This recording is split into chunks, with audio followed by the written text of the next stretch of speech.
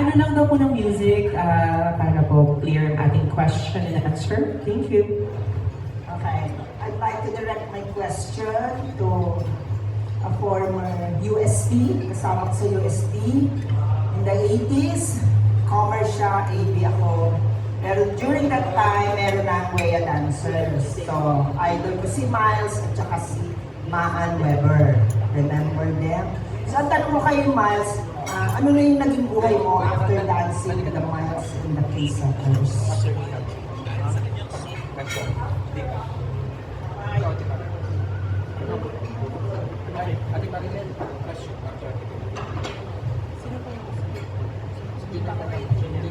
Yeah, all the years that I've been dancing, first with Wea dancers, and then I became a Miles Olympic Centers from Octo Arts. I decided to go abroad and do some performances there. And we did it. Pero, of course, I met my husband at hindi na ako pinabalik. Bumalik pa rin kami. Pero, nag-ano lang kami, nag-stay sa US for, parang for good na. And then I really, all this time, walang dancing. It's all work. So I stopped dancing for like, wow. I've been there 40 years. So maybe I stopped like 38 years. But recently I started again, going back to the studios, working out, taking some classes.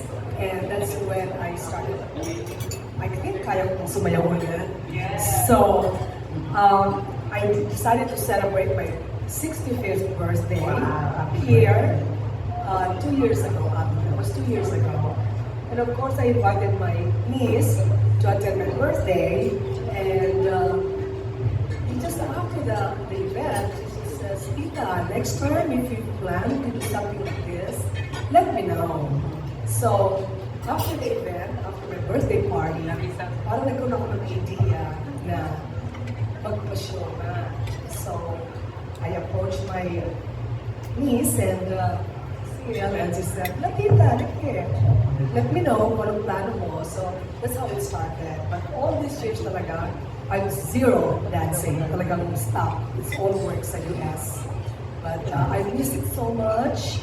And I think every time I hear music, my blood still like, talagang inaano ko na ako sumayaw. So I'm just so blessed and thank God na pwede pa rin ako sumayaw, kaya pa rin. So I'm really encouraging everybody, like all the recording company dancers to join me, to join us for the show. And everyone is feeling the same thing. Talagang, yeah, we would like to do that. Let's go, let's do it. Let's dance again. So everyone is very, very excited about the show. And I feel so good, and I'm thanking Cecile for putting this together, for helping us revive all our passion for dancing. And actually, may tinipunan ko lang ngayon kasi parang, wow, this is na nangyayari talaga. It's happening talaga. And again, I thank you so much for everything to Cecile and to Raul and to all the artists here with me,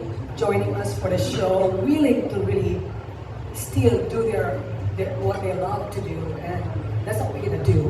Give you a really good show, a good performance, and to keep us all very healthy in the next 2 weeks, so we can really be a part of a good production and good show. Thank you. One more question.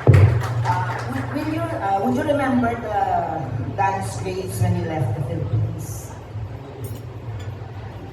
I think the last one was either High Energy. I'm already with the Pace Centers group. And yeah, pina-popularize namin talaga yung music na yan. Earthquake also, yeah. So, I know at that time na, sabi ko, di muna ako alis, mukhang nasa peak kami nung time na yun. Kaya lang, I guess it's another way of calling me Lord. So, medyo na-swift, ano yung destiny ko, but it's all a blessing to me what happened to me. So, all this time, nagpapasalamat talaga ako for all the things that happened in my life. And here I am. I'm back here in the Philippines and doing the show. It's really unbelievable. Parang it's really a blessing. Okay. Last question for Tita Cecil. We understand you are a dancer. So how did this project come about? Actually, I just love to dance. Siguro nga yung family namin, parang konting music lang. Diba? Indak-indak. Yes. So when we got talking, si Tita, sabi niya, you know, I was with my friends, yung dati kong kasama, as she was telling us a while ago, sabi niya, nag-enjoy kami, nagsayaw-sayaw, ganyan. Sabi ko, Tita, why don't we do it like you said, na mag-meet kayo, but instead of just having fun, let's make it into a show. Kaya ito, nag-materialize. Ang vision pa nga namin sana noon sa isang bar. Kaya lang kung sa bar, and then we will be drinking para syempre medyo, di ba, pag medyo nakainom na tayo, pag gumanyan ka lang, feeling mo galing mo na sumaya. So, hindi man nangyari yon, sabi na lang namin, mas malaki naman ang audience natin ngayon. And hoping na dito nga ma-encourage namin kayo at ang mga iba pang manonood to dance with them. Pero nandun ako, nata sa dancer. Siguro pag magkakaroon kami ng second, di ba? Pag meron kaming anchor. Yan, siya na ako sasayaw. Kaya kailangan may second tayo, di ba?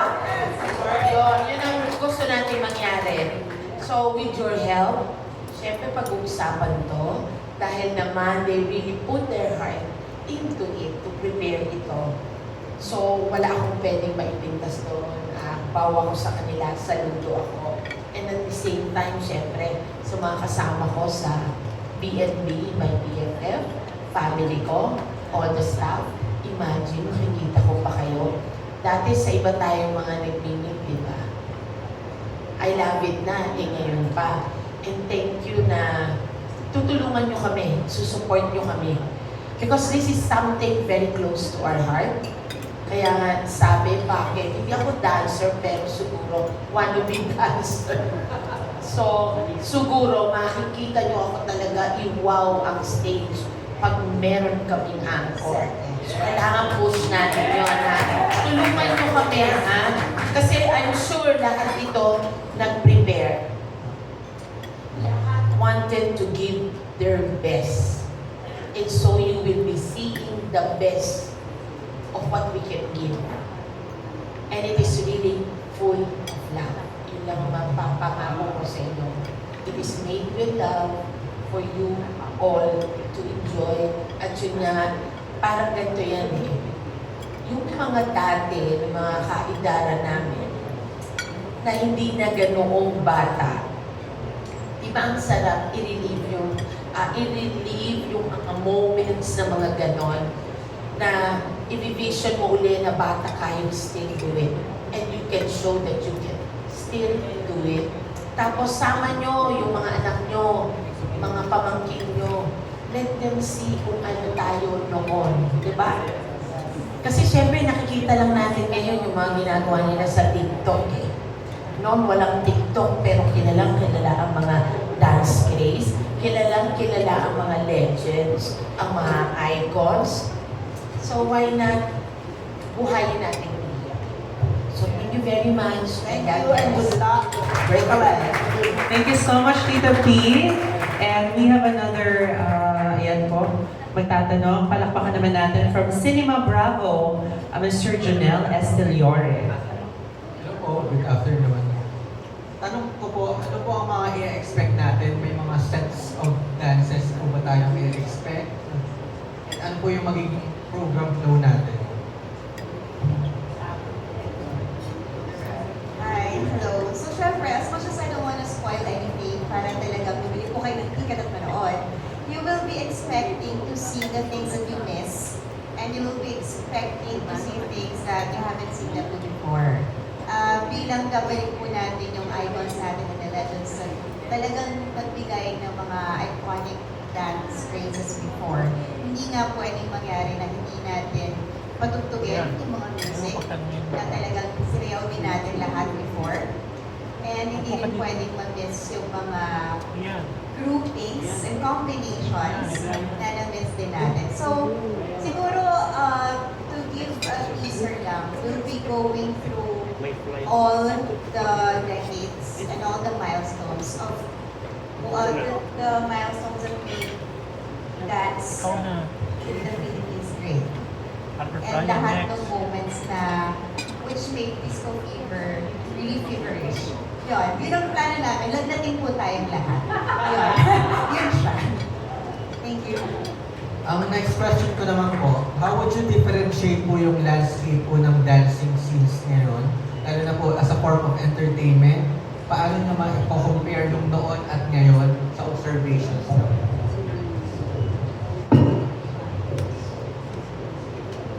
Miss Jenny, Can you repeat the question? how would you compare po yung landscape ng dancing as a form of entertainment noon and ngayon po? For me, it's still the same. Kaya lang before, during the 80s, production numbers and the steps were more easier and more easy to follow and very commercial ang songs because we were involved with recording companies. Okay? Recording companies were born that time. So we had Wia, Dyna, Octo, A&W, so forth and so on. Dami namin. So all the recording companies were competing with one another, and through the competition for sales, they had dancers. So each recording company was represented by dancers. So that is the biggest difference because hindi na ngayon ginagawa ngayon yan ng recording company. Okay? And then before, I should compare, all dance steps were all original. Now, the steps are all coming from the videos from the US and from everywhere. So, nung araw, hindi kami nanggagaya. Ako po, hindi ako nanggagaya. Hindi ako marunong manggaya sa video kasi wala pa pong video noon. Bibihira po. Talagang wala. So, with God's grace that binibigyan ng mga choreographers ng for being creative, we come up with dance graces. Yun. And then, sumusunod ang tao. Pag sumunod ang tao, sumusunod na yung buong Pilipinas hanggang labas ng ibang bansa. So, that's the biggest difference. Pero ang mga steps na yun ay napakagaganda pa rin. Napakagagaling ngayon ng ating mga dancers who are now currently competing abroad for hip-hop, for everything. And Philippines is always winning. Yun. So, I'm proud of this era now. Yeah, kasi may apo ko na magko-compete. I have an apo who's 14-year-old. I guess she got all my genes. Now she's competing also for London. Okay, thank you. Ayan, thank you so much, Sir Janelle. This time naman po from ABS-CBN News, let's welcome Ms. Ana Cerezo. Hello. May ano lang ako, follow up ni Miss Janine. Ang cute lang ng scenario yung ako niyo. Yung ako niyo ba, yung ako ninyo na nagpo-compete ngayon, since, you're a dancing legend, yung ako niyo ba before, syempre nagpapaturo, nangihingi ng tips. Okay, when she was 5, I could really see already that there's something in this little girl. Okay, so the first thing that I taught her was to point her toes. Okay, and to flex her legs. Her point her toes, flex. And I taught her how to do the dancer's hand. Okay. Then I asked, it's this way, children. Okay, so I will teach you today. If this is your hand, put the right, the one in the middle, in, and then gracefully put it out. It's two of your hands. To do the exercise in your house, kahit nakahiga ka, para lumabot yung mga daliri, you do this, kami rin roll na pencil.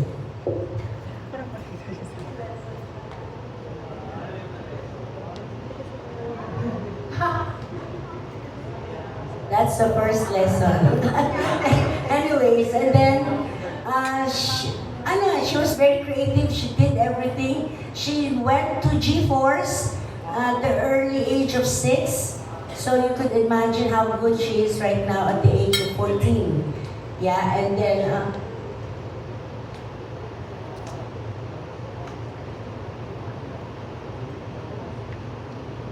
she's now with 18. 18 is number 1 in the Philippines, and they got her to join for the competition abroad. Yun, atat na atat po ako na makita siya. Pero bawal po manood ng rehearsals. Bawal na bawal. Thank you! Thank you so much for sharing.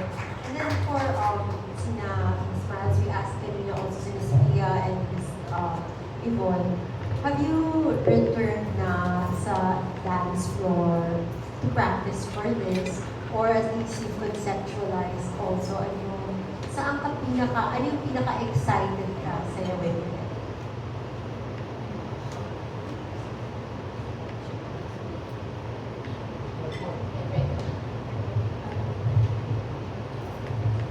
Kasi more on ako on the spot kasi ako sumayaw eh.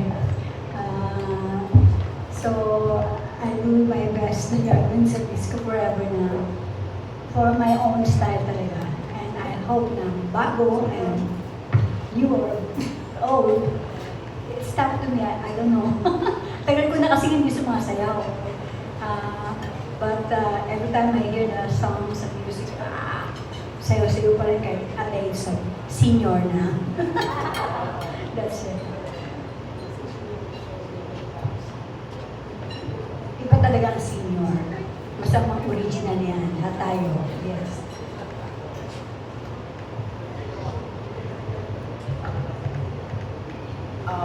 Hi, good afternoon everyone. Ang pinaka-excited is for me to be able to perform again on stage. And of course, mas iba to because I will not just be performing alone.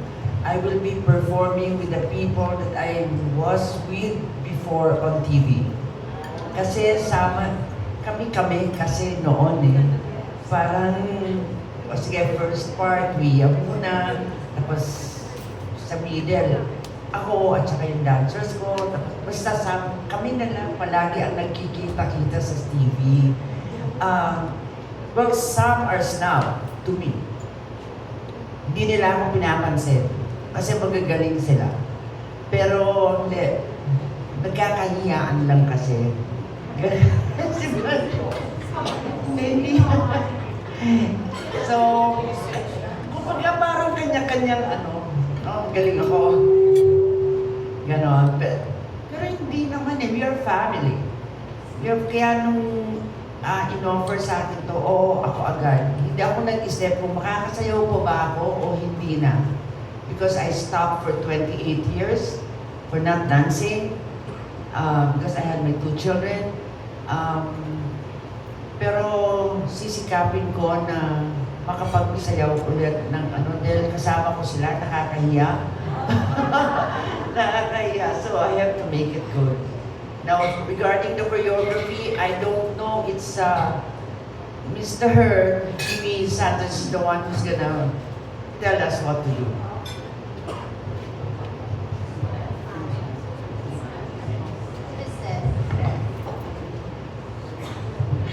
Kasali ba ako? I really pray that I don't have to talk. Anyways, my name is Tespo, and I'm very emotional right now because all these people I was watching way back then in the 80s. And I would like to take this chance to thank Mother Jeline Eugenio because without her, I wouldn't be sitting with these legendary people here.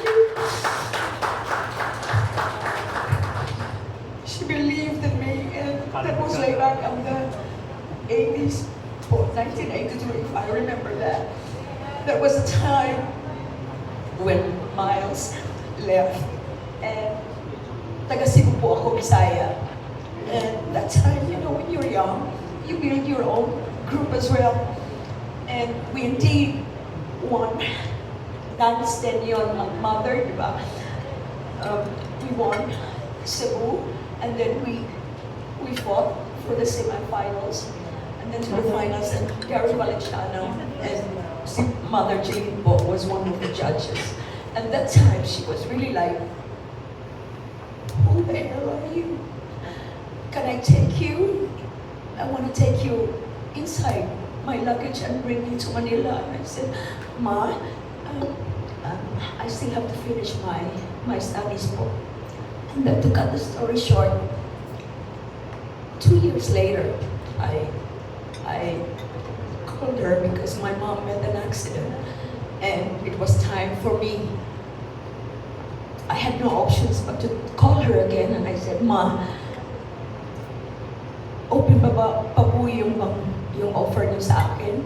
I am ready na po, but this is like 2 years later. And she said, yes. And she fought for me. Mother, I wouldn't be here sitting with you now, on where I am now, on what I am doing in Europe. Hindi man ako kilala rito, but I owe it all to you. Maraming salamat po for believing in me.